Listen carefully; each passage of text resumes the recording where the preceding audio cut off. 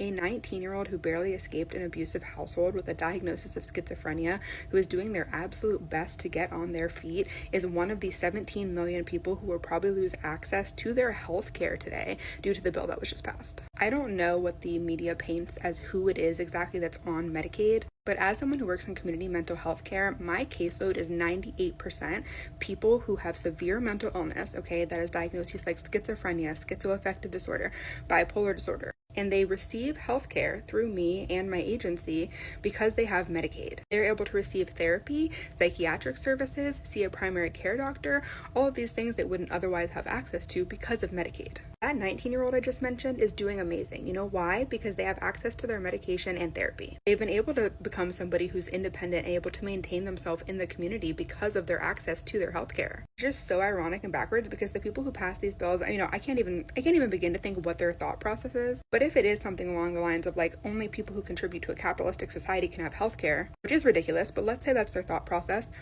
So people on Medicaid, yeah, it's often a stepping stool for them to become a contributing member to a capitalistic society. That 19-year-old came to me crying today because they were scared that if they didn't have access to their medication, they would probably become more symptomatic and no longer be able to maintain all of the things they've built for themselves. Yeah, I hope those tax cuts were worth it because it's going to cost you a lot of lives. And also, what do you expect these people who are previously receiving health care to do now? Where do you think they're going to go? Where are they going to end up? Because without access to community service agencies like the one I work for, they'll be on your front doorstep. So